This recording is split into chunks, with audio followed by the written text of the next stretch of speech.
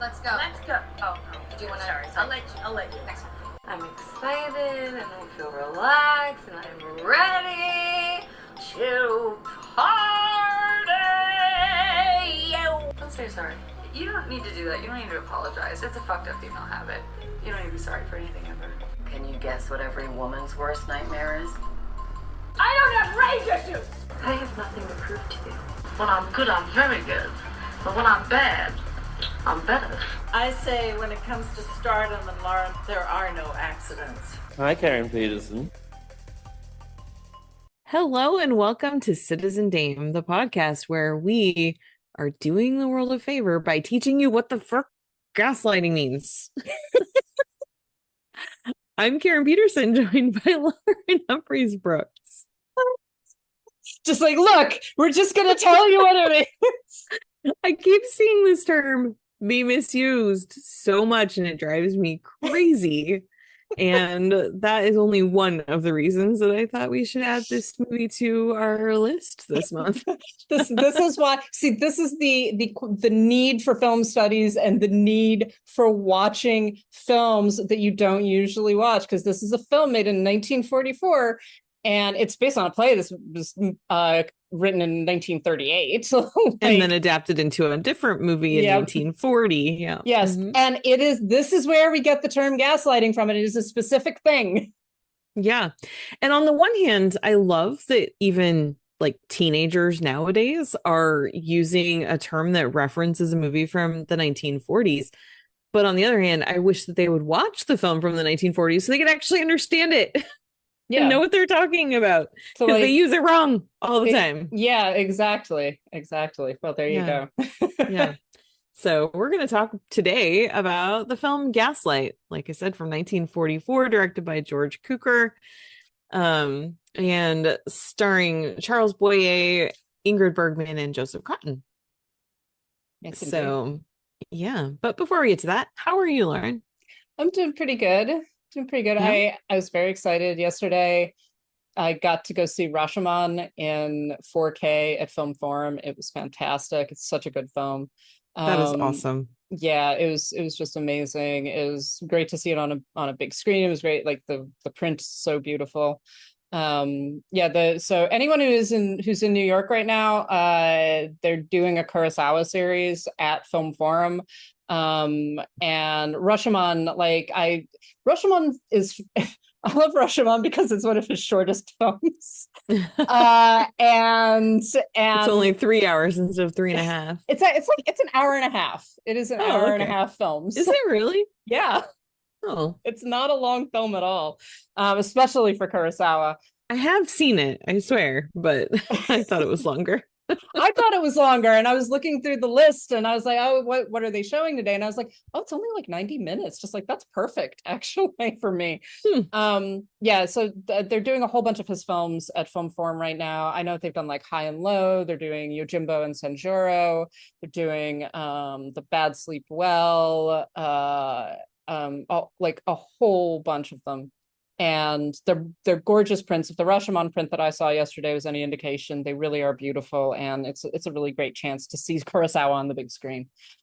Very worth it. I think that they're doing Seven Samurai today, actually, which is one of his longest films. It is. It's also really great, though. It is, but and they've got new seats in Film Forum. If you've not been to Film Forum since they did like the renovation, the seats are actually comfortable now. So you could sit there for 3.5 hours without too much difficulty.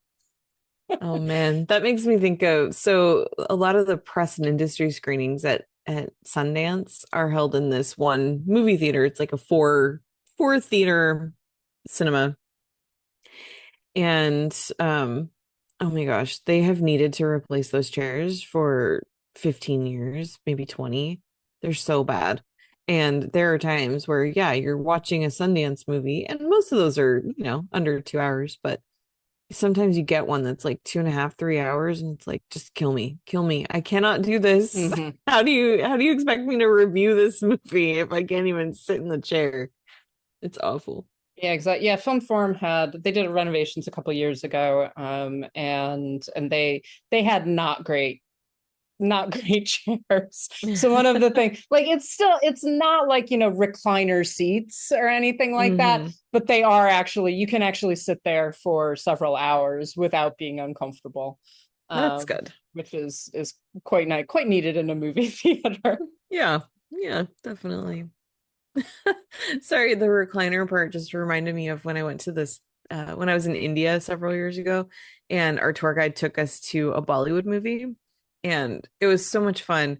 The theater that we were going to, they're like on the advertisement or whatever, it said that we had recliner seats, and I was like, really? Wow, that's so fancy. I wasn't expecting a fancy theater, And we go in, and it's like, if you push back in the seat just a little bit, then the front of the chair would go forward just a little bit. So it didn't actually recline.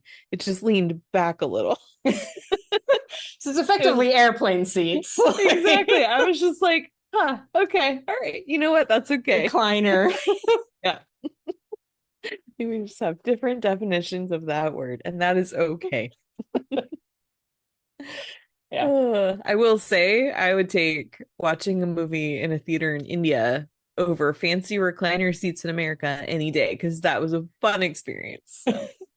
So much of it is about the audience, Exactly. Like I will say the one of the things I love about Film Forum whenever I've gone there is that it shows art house films, revivals, stuff like that.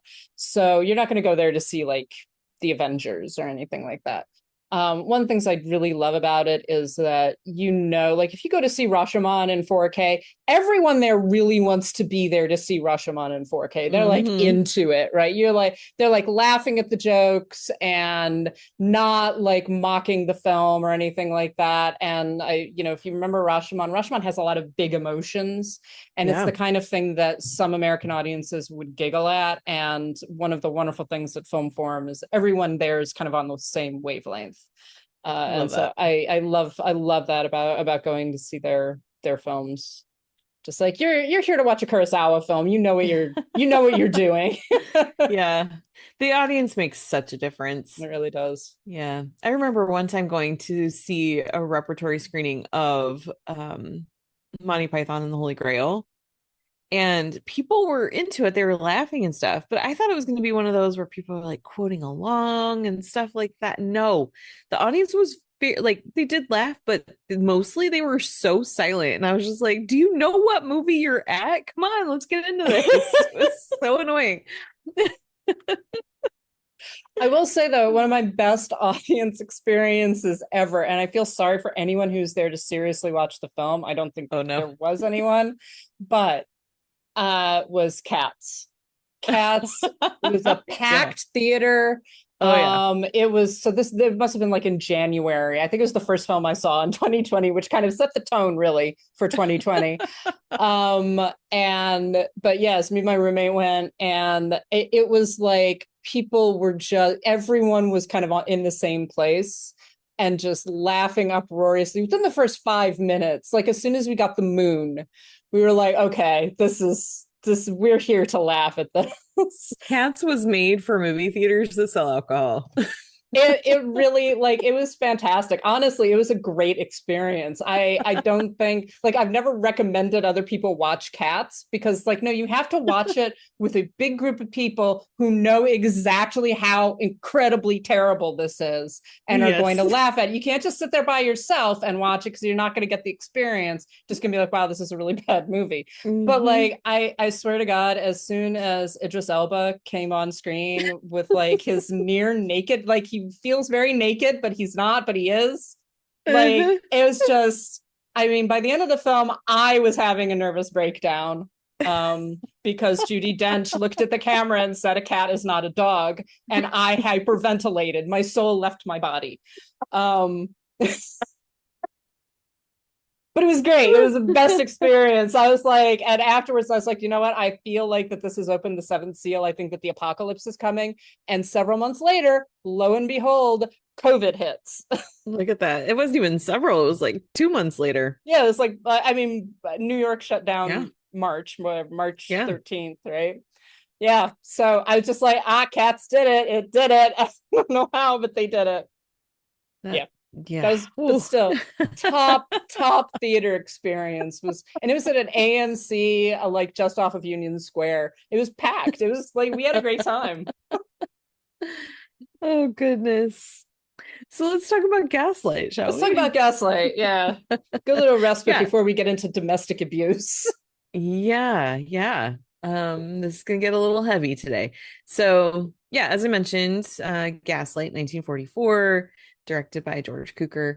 So the film was nominated for 7 Academy Awards, including Best Picture, Screenplay, Cinematography, Black and White, and let's see, and then Art Direction, Black and White. And then it got 3 acting nominations for Charles Boyer for lead actor, Ingrid Bergman for lead actress, and Angela Lansbury in her first film role for supporting actor, or yeah, actress in a supporting role. And it won art direction and also an Oscar for Ingrid Bergman. And this is one of those things where I was like, oh, like what else was nominated that year? So in the Best Picture category, we had Double Indemnity, Gaslight, Going My Way, Since You Went Away, and Wilson. And Going My Way won that year, as well as Bing Crosby is who beat Charles Boyer. So like an interesting year. I look at that and I'm surprised Double Indemnity didn't do better. And Ingrid Bergman actually beat Barbara Stanwyck. So yeah. Well, I feel like I mean, it's 2 fantastic performances, really very different performances. But Double Indemnity also is very solidly in that genre. That's very true, right? Yeah. And even in those days, you know, as we see with Hitchcock never having won an Oscar for best director, like even in those days, like the attitude toward genre and what was a prestige film and what wasn't, I think is very definite. Like honestly, if Gaslight took place in the modern era, I think that it would be grouped more as a genre film than it is. Yeah. Yeah, I think that's really true. Yeah, Angela Lansbury, like I said, this was her first film role. She would go on to receive 2 more supporting actress nominations for The Picture of Dorian Gray the very next year, and then The Manchurian Candidate. And it's really funny because I think most of us, when we think of Angela Lansbury, we think of like Mrs. Potts and Jessica Fletcher and all these kind roles. And it's so funny that these are her Oscar nominations. Like, well, yeah, I mean, yeah, it's generational, isn't it? I mean, watching Gaslight, I remembered that Angela Lansbury was in it. It'd been a while since I'd seen Gaslight, but watching Gaslight this time, I was like, at one point, I was like, Mrs. Potts. My word. Good heavens, Mrs. Potts. And it's like she's in her 20s. Like, you know, she's very recognizably Angela Lansbury. Like, it's funny. She was 18. Wow. Yeah, she actually, they started it when she was 17 and she turned 18 while they were filming. She's fantastic. Like for a small part, she really, like, you definitely remember her. Oh yeah, for sure. So so let's talk a little bit about just kind of overall. I don't remember the first time I saw this movie. I don't know if you do, but this is one that I think kind of had a resurgence a few years ago as the term, going back to this, as the term gaslighting really became part of the mainstream lexicon. The film itself really started to have a resurgence, and I think that's a good thing because as you and I were talking this week, there's this is kind of a textbook if you want to understand emotional and psychological abuse in relationships. Just watch this movie. This will tell you everything that a textbook would, because it really breaks it down so well. But before we get into some of those details, what are your overall thoughts, feelings, impressions about Gaslight? Yeah, I don't remember the first time I saw this, probably when I was a teenager and was like very much into this era of film. I agree with you. It's a perfect textbook example. It's one of those films, I think, that similar to a lot of Hitchcock's films, that you can watch multiple times knowing the outcome, and that you see more and more, because you see kind of, as we're going to talk about, I'm sure you see the escalation of the abuse. You see how kind of how it starts and how it develops and what it actually looks like. And by the end of the film, like you're very emotionally involved, I think. And this time around, honestly, I was impressed by both Charles Boyer and Ingrid Bergman in their performances. They're two very different performances, and they're accomplishing two very different things, but both of them are so good and work together so well and make so much sense to the story. Ingrid Bergman, there were a couple of shots of her where you just like see kind of the change happening in her face, the psychological change happening. And in places it's horrific. Like it's so distressing. And then in other places it's like I think I said to you earlier, just like you could see the moment where she's like, oh, I'm gonna kill the motherfucker. Like there are those instances where she's just realizing, right, that nearing the end of the film, and she's realizing and she's resisting it, but also it's all kind of coming together for her. And a lot of it is being done across her face. There's another moment where it's when they're at the party and they're at the concert, and he, tells her that his watch is missing, and he's implying that she stole his watch and doesn't remember.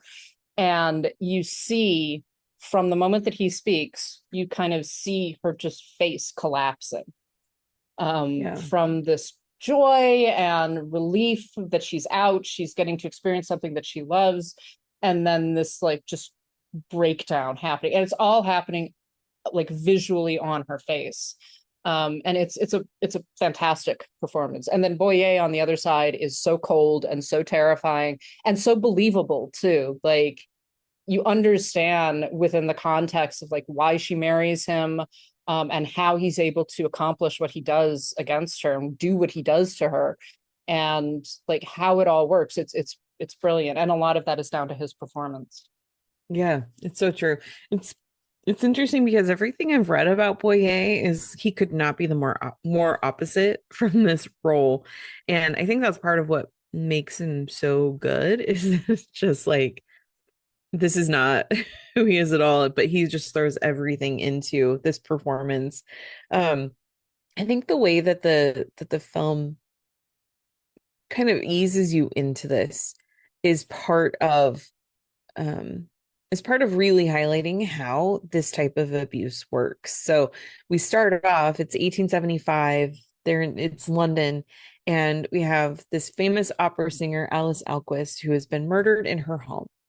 And her niece, who is about 16, is being like sent away because this was the person that raised her. So her mom died when in childbirth. Her father, we don't know anything about him, and so her aunt raised her, and now her aunt has been taken away from her, and so she's sent off to Italy, I guess. And that's where she spends the next 10 years. And so we see this opening, and then we catch up with her 10 years later, and she is studying opera like her aunt had been. And her aunt was a very famous, world famous opera singer, traveled all over the world, performed for the Russian Tsar and all these world leaders.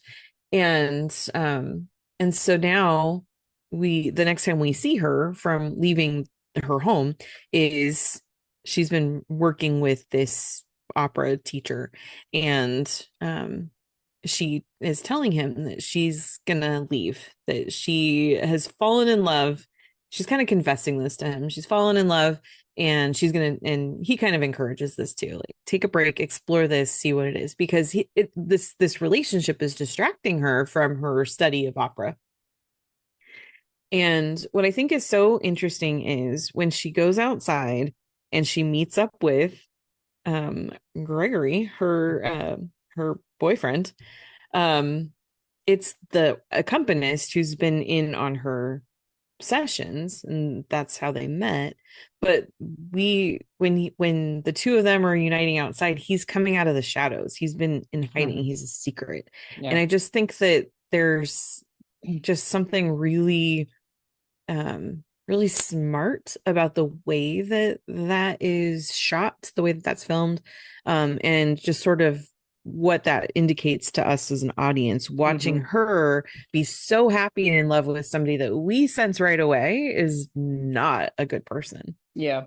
Well, that was one of the things I was thinking about in watching Gaslight, and I could not remember my reaction when I first saw the film. But the film very much, kind of indicates to the audience throughout, this is not a man to be trusted, right? And we shouldn't trust him, and like you say, he comes out of the shadows. There's also a lot of use of kind of enclosed spaces, and particularly iron bars associated especially with him and with her. So even that initial reunion, they're not doing it out in the open in the square, right? They're doing it in this like enclosed space that's outside but is not outside.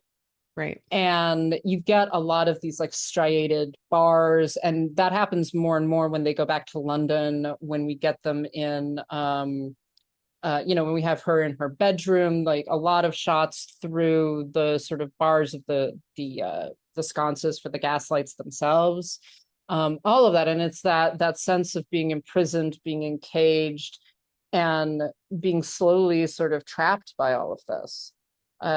One of the interesting things I think in those opening sequences is that she says to him, like, I need to go away for a couple of weeks to kind of figure out what I want. And he says, okay, fine. That makes sense. I love you, but that sounds fine. And so we see her on the train. That's where she meets, what's her name? Miss Thwaites. Miss Thwaites, played by Dame Mae Whitty. Who's just delightful, and it's like, when you meet Dame Mae Whitty on a train, you should always be cautious. That's all I'm going to say. We learned that from Hitchcock. But they have like this whole conversation. They bring back up the trauma of her aunt's death, because this woman turns out to be living in the same square where her aunt was killed. And she doesn't acknowledge that, oh, I know who you're talking about. She just kind of plays dumb because she doesn't want to talk about her aunt being murdered. It was the worst thing that ever happened to her. And then at the end of that so she's kind of having PTSD. Like she's having this, kind of traumatic reaction, everything. And they arrive at the train station and he's there waiting for her. And one of the things I love in all of this is that we get the kind of particularly her psychological makeup very quickly and clearly. And we understand that this is a woman who has been traumatized. She's been sheltered, but also not sheltered. She has protectors, but she doesn't really have a family. She doesn't have anyone who's truly invested in guarding her in any way, and in like helping her to grow and to understand life, Right. And you get the impression that that's been true pretty much ever since her aunt was killed. And then you have this man who's older, who's offering this sort of protection, and he is there the moment that she is having this major traumatic reaction. And it's like, oh, she can step into his arms. He's her savior. He's her protector, etc. So you get kind of her psychology at that point. And it answers the question that I think as an audience, we kind of, we do ask it a number of times throughout the film, is why does she trust this man? Because there's so many red flags, including the fact that he told her you should go away for 2 weeks and then showed up at the train station. Yeah. Like those two things. Yeah. And that's something that I would love to know. And maybe there's something I could have researched. I don't know. But I would love to know, in 1944, when people were seeing this for the first time in the context of, in the world of 1944, I'm really curious how many people saw that immediately as like the red flag that it is. Versus us now, who we, especially, women like us who spend a lot of time understanding and learning about how bad men operate. Like, do we have an advantage here? or did they pick up on that just as easily?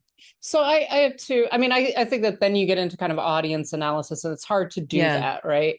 It's hard to really know how an audience in 1944 would have reacted. I think you've got a couple of things at play there. So you've got Charles Boyer, who is a romantic lead at this point. He has played a lot of romantic leads. He's usually, I don't know tons about his career at this stage, but he's usually played the good guy, right? And so I think you do have his star persona coming in, but the other conflicting thing that there is with Boyer, and this is where you get almost into xenophobia, is that he's also the foreign lover. He's got a very strong French accent. He's very sort of refined.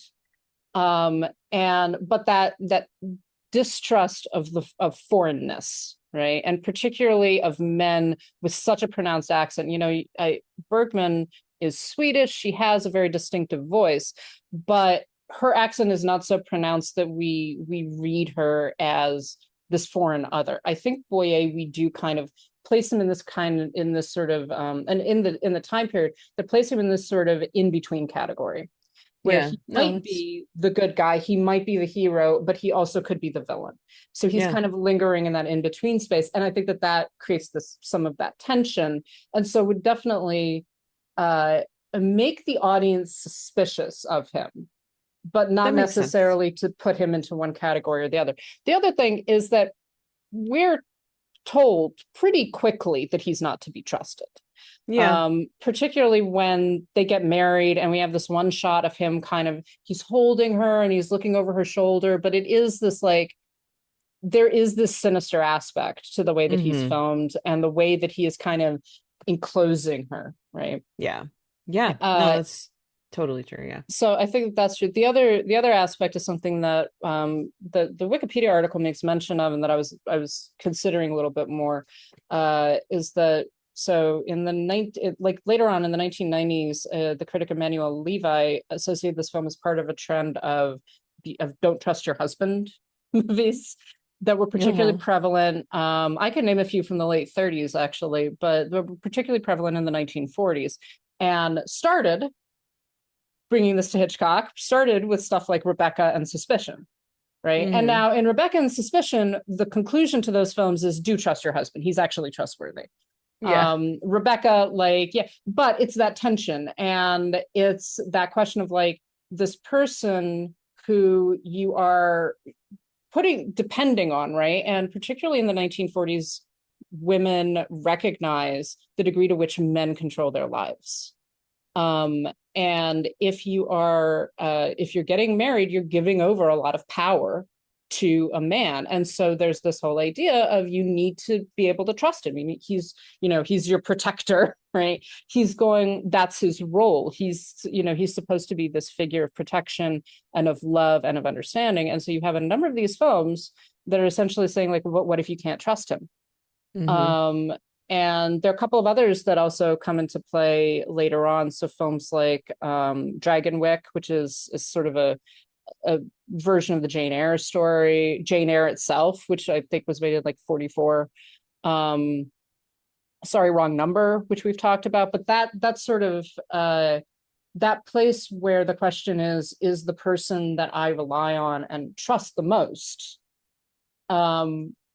actually the person who's trying to hurt me?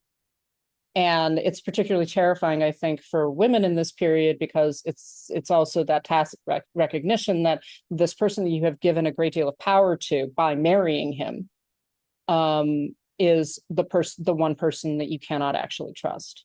Right. And you have to be really careful about who you marry. Yes.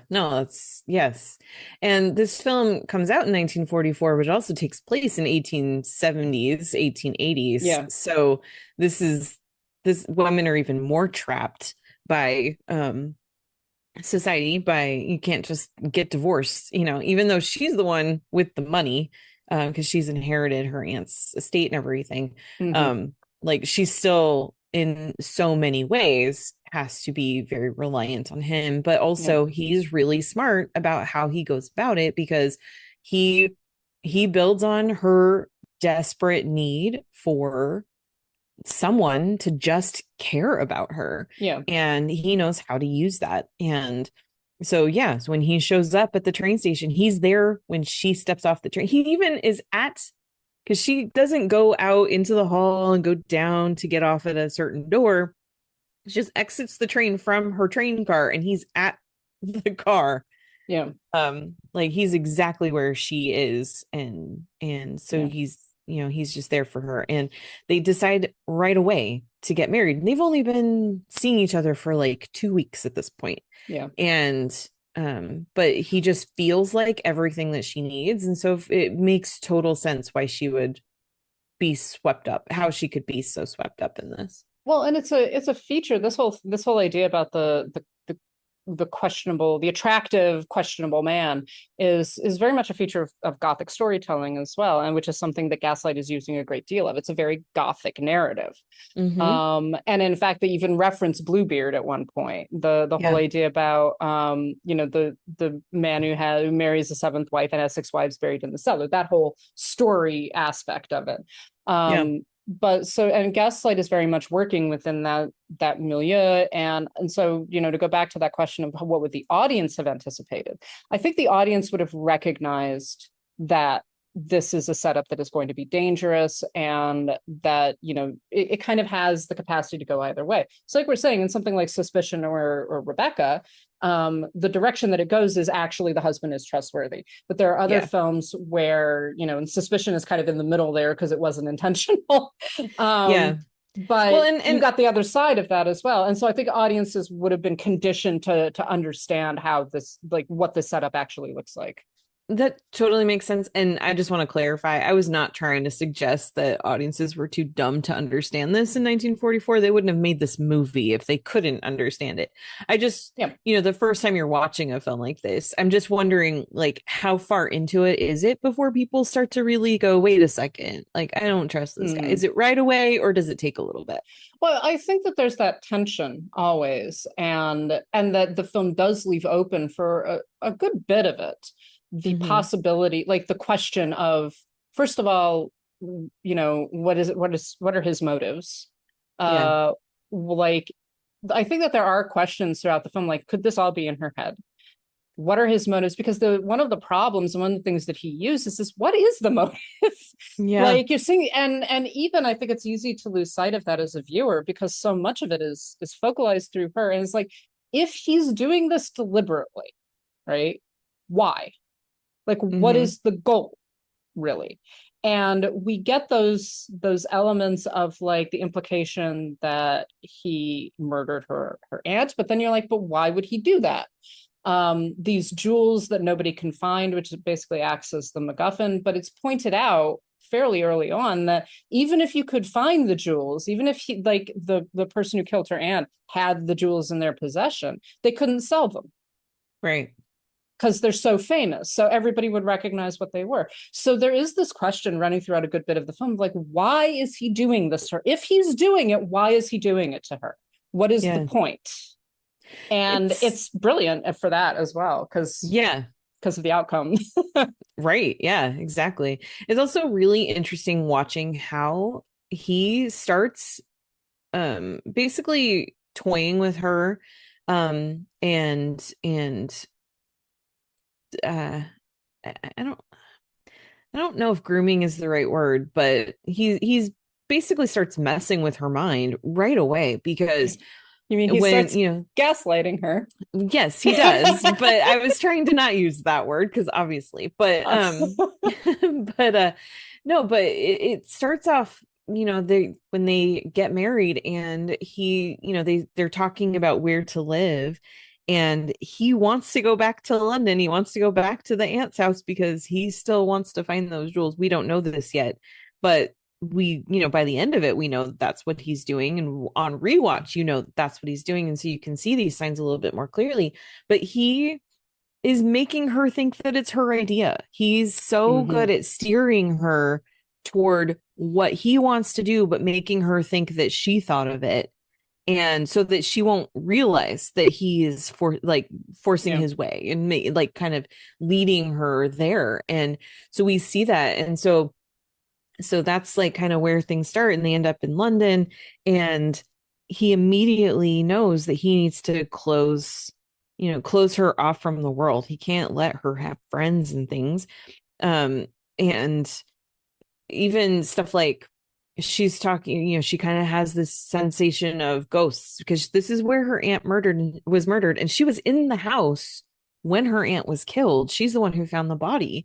And so there's just this like very haunted feeling that she has. And so then he's just like, oh, trying to be so helpful, right? Oh, we'll just get rid of this furniture so you don't have to be reminded. We'll put it all upstairs in the attic and block off the attic, and you don't have to think about any of that. And he's so good at making all of that seem like it's for her, that he's doing this for her, that this is what she wants, even though she doesn't actually ask for any of it. Yeah. Well, and in fact, a couple of times, she's actually responding to her trauma in a fairly healthy way.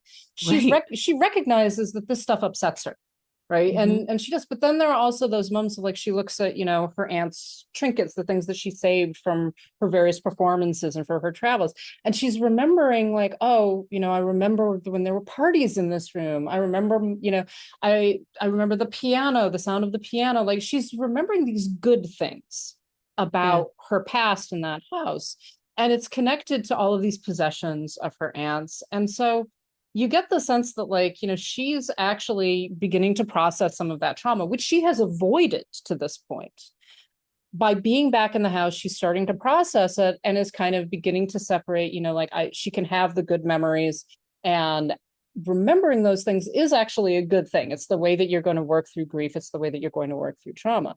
And his reaction is like, no, you're too upset. We're going to put all of this away, and we're going to hide it. We're going to bury it. We're going to seal it up in the attic, and leave it there so that you never have to think about it or look at it. And of course, if I think that as viewers, we might be going like, that's the wrong response to this. That's what you should, exactly what you shouldn't do. This is also, by the way, very conversant again with that Gothic nature of the narrative, the construction of the house and the putting. It's always you're either putting everything away in the attic or the basement, which is usually representative of the subconscious. And so there's this whole thing about repression. We're going to repress all of these things. Right. And that is then like he essentially forces her to repress these things and to not deal with her trauma and her grief. And that in turn makes her more vulnerable to him and allows him to manipulate her mental state and to force her to question everything about herself as the film proceeds. And so again, it's leaning into those, not even terribly metaphorical domestic abuse aspects of this story, that it's all about control and power over her and creating a psychological situation where she can go crazy. Yeah. And I think that's one of the things that works so well about this film is that it's not all working in metaphor. It is very direct. It is very overt in its representation of abuse.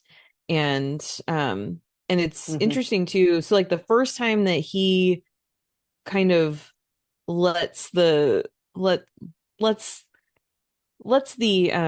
masks slip a little bit is when Paula finds this letter to her aunt from some guy named Sturgis Bauer. And he's asking to come and see her and coming to see the aunt, Alice. And this is dated 2 days before Alice was murdered. And Paula is just so surprised by this letter. But Gregory, his reaction to it is shocking, and he gets kind of violent. He shoves the letter in a pocket and just tells her that it's nothing, and basically he just wants to move on with it. But he does kind of let that mask slip a little bit, where it's like, why is he reacting this way to this random letter some guy wrote Aunt Alice, Well, and that's also where a lot of the gaslighting begins. Exactly. That he even at that point, like she says, like, why did you react like that? That was weird.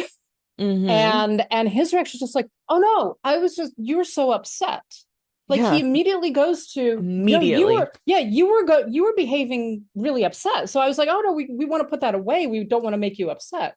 And it again, as the audience, we're watching this, we're going like, that's not what happened, right? Because we're seeing it. But we're also kind of being put in her position of like, you know, we understand why she's suddenly like, wait, was I upset? Like, maybe I was. Maybe, yeah, he's just trying to protect me, you know? And that comes up again and again and again, and it escalates as the film goes on. I do think that it's interesting that all of this keeps on coming back to memory and him reconfiguring her memories. And like, even at the end of the film, he tells her like, there was no letter, like the letter never existed. You were reacting to nothing. And she's sitting there going like, is that true? Like, and of course the audience, us outside, is like, no, that's not true.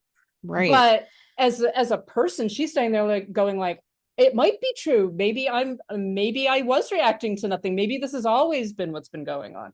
And it works so well and is so horrifying. I think does educate the audience to understand what he's doing. Yeah. It was interesting because I've seen this film a number of times. I've talked about it a lot. And I don't know what it was about this particular rewatch of it. Maybe because I knew I was going to be specifically analyzing this with you. I don't know. But there were certain things like that moment with that letter. And then also with what happens right after with the brooch, when he gives her his mother's brooch, and then she thinks she's lost it and she's just devastated that she's lost this brooch. Something about that whole sequence just unlocked like some PTSD in me, where I was just like, I've been not in this exact situation, but I've been in a similar situation. And I was just like, oh, I have some trauma I need to deal with here. It was really interesting because like I said, I've seen this a bunch of times, but I've never felt that reaction watching it like I did this week. I don't know why. It was very weird. Clearly need to call my therapist. I mean, but I think that's horrible. I'm sorry. but I think that there is, I got through it. It's okay. I'm fine. I think that that's one of the powers of this film, is that because we're external to it, right? We're watching it happen. We know where our sympathies are. And there's never really a question, I think, in the audience's mind that she's crazy, right? Or that she's wrong. Right. We are kind of questioning, like, why is this happening? Yes. Like, what is the motive? That kind of thing. But we recognize, especially as the film develops, what he's doing. And I think that because we have that kind of external, we're sort of watching it happen, right? Because we have that distance, I think that it does catalyze a lot of things. That it can be like, oh God, it's like, and in fact, you know, and by the end of the film, where she is going like, oh my God, like, you know, she's realizing what he's done and the lies that she has been told and the way that her mind has been broken by him. And, you know, fully understanding what has happened, you know, and we, like, kind of the audience and her finally come into this contact, this closeness, where we're both in the same position. She finally occupies the position that we've been occupying the entire time. And it's cathartic in some ways because we are angry as well. And we are, you know, upset and horrified. And we kind of get to filter that all through her. But that's one of the powers of this film. And I think one of the powers of art, when it depicts things like this in a really effective way, is that we can, you know, maybe see some of our own experiences. And it might not be specific to, you know, a film set in the 1870s, made in the 1940s. It might not be those specific exact experiences, but like, oh yeah, I recognize this. Oh dear, that's not good. Yeah, exactly. Yeah. And it's interesting. And so I guess you do have to approach certain things being mindful of this could unlock some psychological trauma, but that's not a reason not to watch movies. Sometimes it is. Sometimes it legitimately is, and that's okay. And you have to be careful and protect yourself. But and honestly, the best art really does do things like this, is that it's telling a very specific story, but it's also telling a very universal one. And it's showing us what this means, what happens, right? And that's what I think is very brilliant about Gaslight, is that it gets at, you know, so, you know, you might even watching some just like I know some people that have had these kinds of relationships. Yeah. Like, and again, it's not specific. It's not like he's trying to drive her insane so that he can steal her aunt's jewels, right?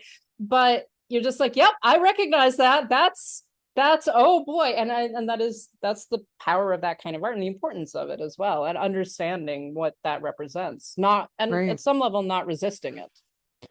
One of the ways that Gregory is able to get away with what he's doing for so long is that he does recruit a housemaid, Nancy, who is young. Like you said, Oscar nominated Angela Lansbury, who started filming this when she was 17. She celebrated her 18th birthday on the set. And so she's very young. But Nancy, when we first meet her, she's wearing clothes that would suggest that she's not normally used to domestic work. She's kind of a party girl and likes the fellas, and good for her, that's great. But he immediately, like right away, he starts telling her, oh, don't bother my wife, she's very high strung, she has all these problems. So he's painting a picture of Paula that someone that Nancy just has so much disdain for right away. And then she's more than happy to help out Gregory without realizing, I think. I mean, she's very vilified, and she's not a hero in any way. She's definitely a problem here, but I think she's also used by Gregory, and he convinces her that things are much different than they really are. So she's more than happy to help him out, because she kind of is just, yeah. Well, that's the thing. I think that the isolation aspect of this is very important as well, because he's telling a certain narrative to everybody. Right. He's keeping her as isolated as possible. She doesn't have any friends. She doesn't visit people. She doesn't get visits, etc. So externally, people are like perceiving her in a certain way. And then he's telling lies to the servants, and particularly to Nancy, who is definitely more than willing to believe them. She's not going to question them. Whereas the older servant, Elizabeth, she's much more like, something not right here. Like she, and at one point she even says like, oh, the master keeps on saying that the mistress is really sick, but I've never really seen that. Like she's still standing off, and she knows her place, as it were. But she's also like, something isn't normal. This isn't normal, right? And but I think that representation of that isolation and the way in which he isolates her is, again, that kind of classic abuse element that is coming in, and that it's always couched in terms of for her own good. Right. We have to protect her. She's got problems. Let's not let her embarrass herself.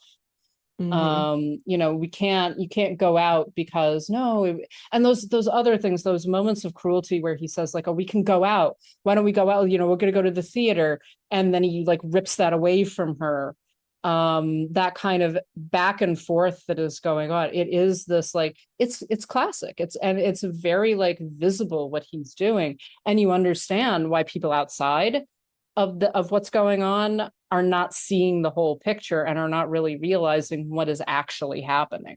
And I think one of the great examples of him using Nancy against her, probably without even knowing that he's doing this, but he's very effective. He's so convinced Nancy that Paula just is, crazy.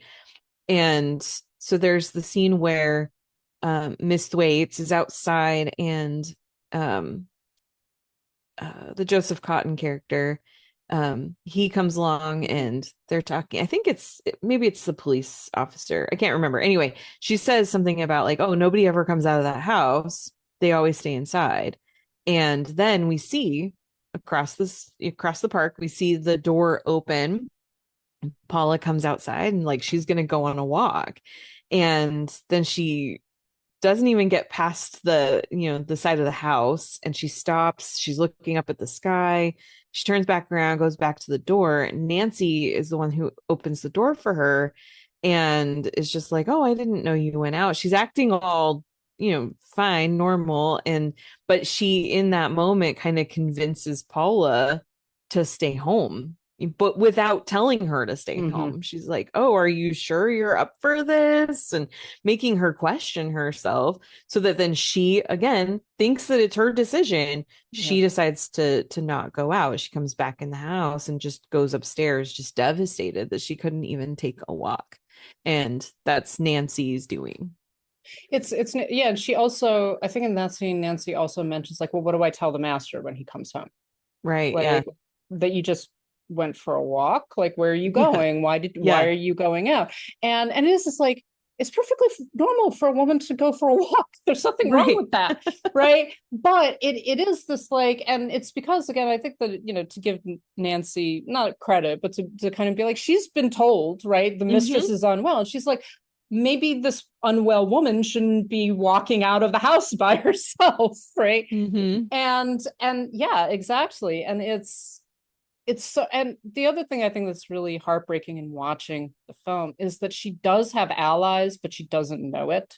She's got Miss Thwaites, who wants inside the house just because of the murder and everything, but also like keeps on trying to visit and keeps on being like, I want to go, I want to talk to you, right? She's got Brian, who like winds up being kind of the one to reveal a lot of these things. Who does the Joseph Cotton character. Yeah. Thank you. I could not think of his name. Because why would you? Like, he is very much like, oh, he's the good man. And the good man in these films, unfortunately, is always boring. Like, I was like, oh, you're so dull. Like, no wonder she married Charles Boyer. But yeah, she does have like, what's his name? The woman who invites her to the party because like, who like knew her when she was a child. And is very willing. Like at one point, as she's so upset and she's leaving the party, she's kind of intervening. She's like, oh, can I help you? Like, we can take her to another room so that she can sit down. And her husband is like stopping everyone from interacting with her. Because what happens, and he's right about this at this level, as soon as people start interacting with her, she is suddenly gonna be like, I don't think I'm crazy. Like, I actually think, like, she begins really having a clear head and actually thinking about everything that has happened. Is like, oh, right. Yeah.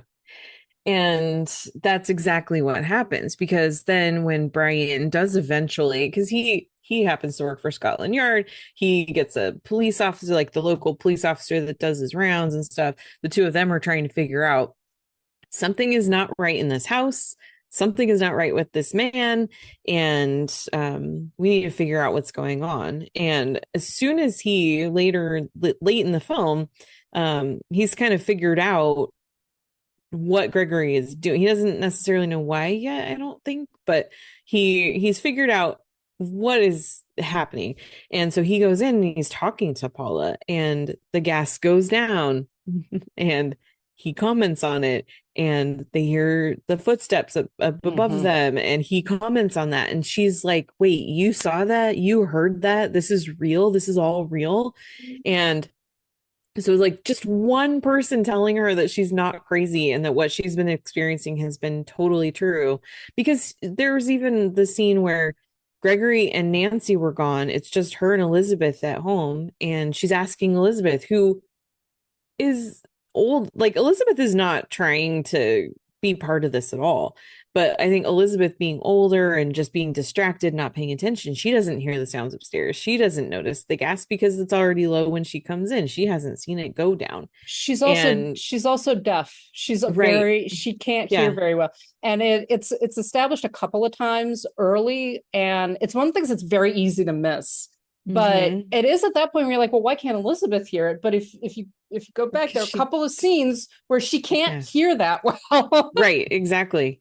Yeah. And so for poor Paula, when she's asking Elizabeth, can't you hear that? And Elizabeth's just like, I don't know what you're talking about. And she's not doing that to be mean. She legitimately just Can't hear doesn't. it. Yeah, she just can't hear it. And then when Brian comes over, confirms that like you're not crazy, this is all really happening. They break into Gregory's desk in his office and find the letter, which is so infuriating. Like he actually even kept that letter. Like, good, I'm glad he didn't burn it, but also like, you bastard.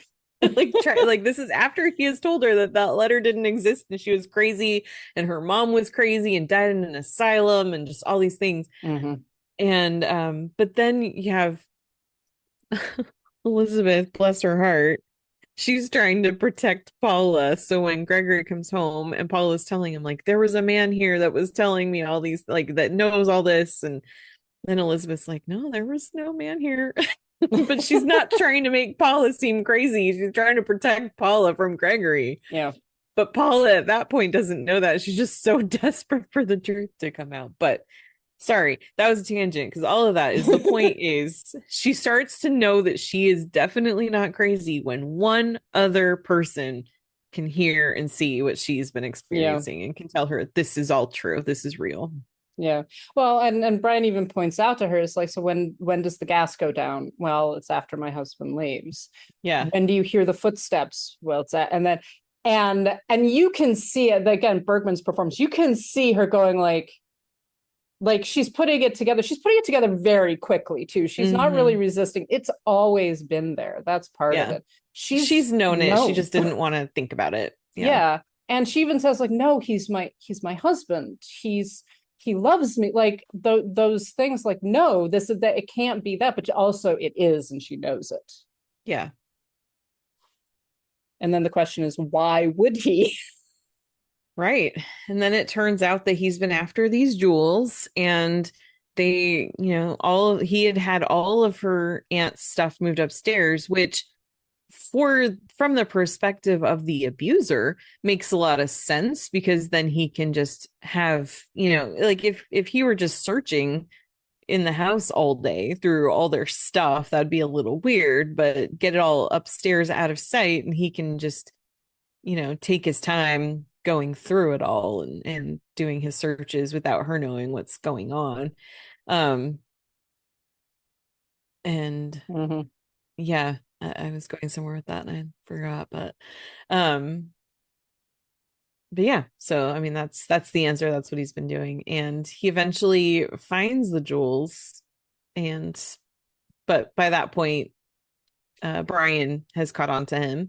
He's let Paula in on it, so he can't, like, by the time he finally finds this, it's too late for him, which is good. Yeah. Well, I mean, that's the thing throughout the film, I think, again, as I mentioned, Bray's performance, you see those cracks, that, like you said, that time when the mask slips, those moments where, he gets suddenly angry or violent, and the audience again is going like, what did that happen? Like, and she's responding like, that was a bit weird. But you're seeing like that madness that's underlying it, because ultimately, I think what's so satisfying in some ways, but also maddening in some ways, is that he just wants these jewels. They're not even things that he can sell. They're not things that will make him any money. It's not going to do anything. It's just, he's obsessed with getting a hold of these jewels and having them. Yep. And then he does, but at that point it all cracks open, like everything. We really see his madness in some ways, and also how pathetic he is. Like, it's pathetic. He is a pathetic figure. And I do love, it's very cathartic. I love the final confrontation between the two of them, where he's trying to convince her to, like, he's been tied up, right? And she's like, no, I want to talk to my husband alone. And then he's trying to convince her, like, oh, cut me free, and then I'll escape, and you don't want to do this to me, etc., etc. And she like picks up a knife, and she like comes up to him and just like, oh, is this a knife? Oh, I don't know if it's a knife. I'm insane. I'm mad. And then she throws it and she's like, was there a knife? What knife? I don't know what you're talking about. Yeah. So is this what you're talking about? Like, and it's so satisfying, because on the one hand, I was just like, you could just stab him a little. Like, you could. I mean, I don't think anyone would blame you, really, but that's not going to happen. Right. But she's too good for that. But it's also like her getting to kind of be like, how dare you, basically, like, just like, no, I'm insane, I can't do anything for you. Yeah, I love that ending because she really does get that chance to throw it back in his face, and not just that, but to make sure that he knows that he wore her down, but he did not break her. Yeah. She's still her, and you get that sense that now that she knows that this has all been none of this has been real, that she's gonna get through this and eventually she's gonna be okay. I don't know how she ever trusts anybody ever again, other than the fact that maybe that's why Brian is so boring.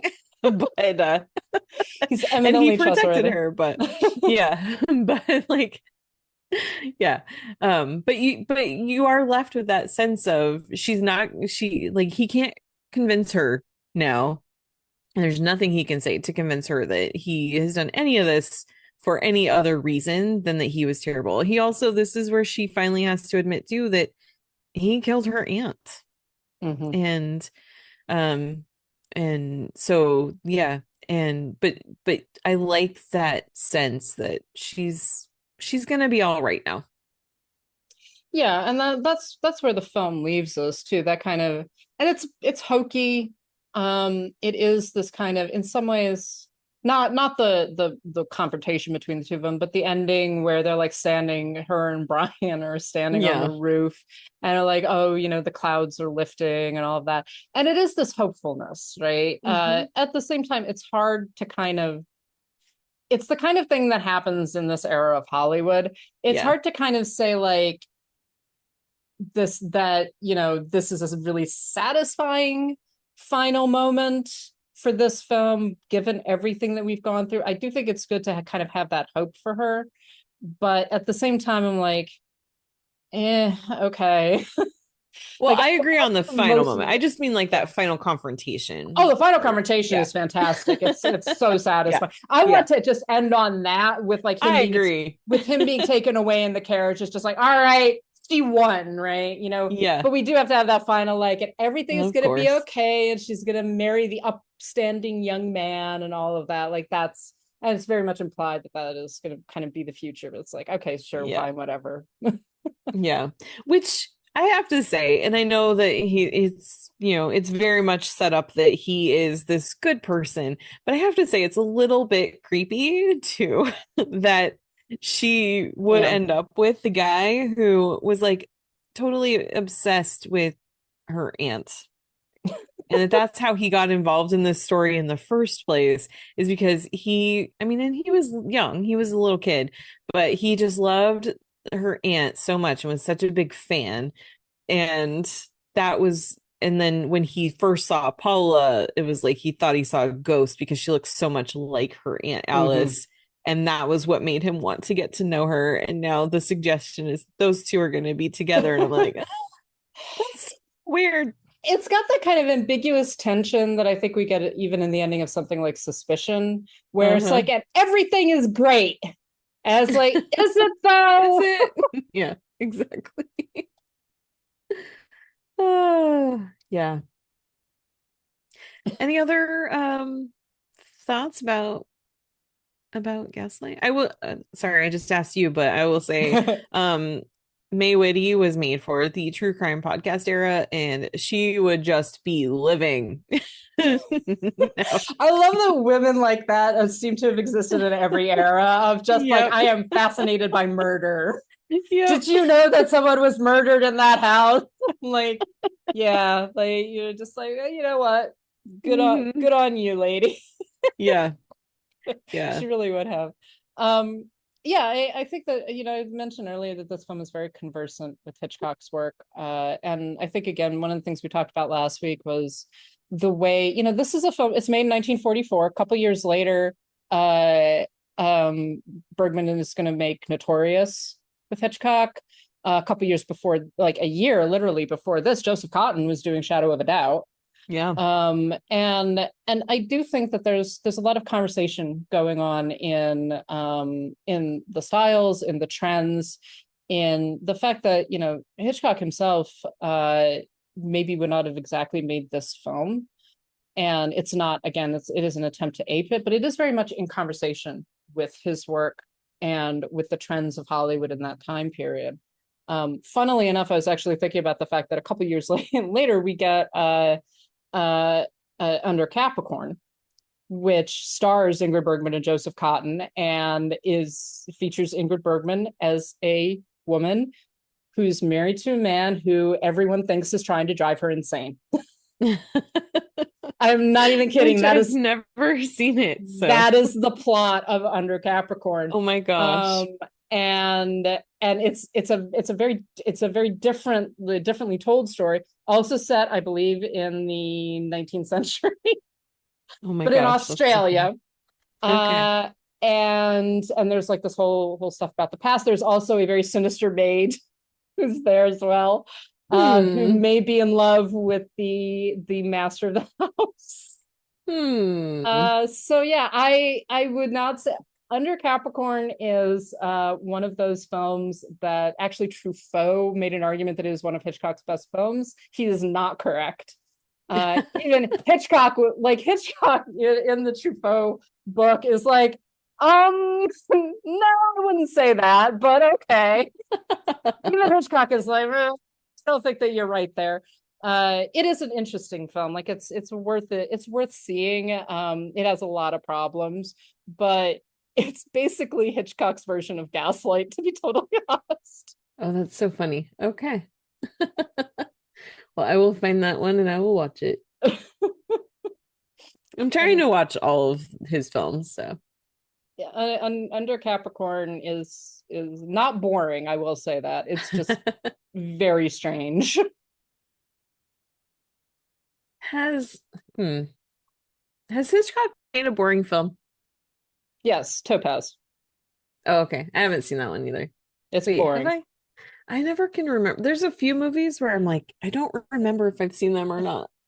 So Topaz is 1968. It's the like spies in I have Cuba. seen this one. Yeah, I think that you have. I think you told me about this last year, and I was like, "Yep, that's a fucking terrible movie." I did watch it. Yeah, yeah. Oh boy. Yeah. So I can confidently say that is Hitchcock's most boring film. Yeah, there isn't. He made some not great films, definitely, but that one is actually when you're just like, why is this happening to me? Oh, good. All right. Well, we next week will be continuing our Hitchcockian August with the 1960 film Peeping Tom from Michael Powell. So definitely come back for that. In the meantime, we would like to thank our patrons for helping keep the show going. They are Abby, Audra, Brian, Connor, Estefania, Ferdinand, Heather, James, Judy, Carriata, Matt, Michelle, MK, Monty, Nanina, Noel, Robert, Steve, and Sharon. If you would like to join them and become a patron too, you can go to patreon.com/citizendame and sign up. And with Patreon membership, you get our episodes a little bit early, and you also get access to our bonus content. We are almost finished with our Alfred Hitchcock Presents series, where we've been looking at all of the episodes directed by Hitchcock himself. So we just have a couple more of those left.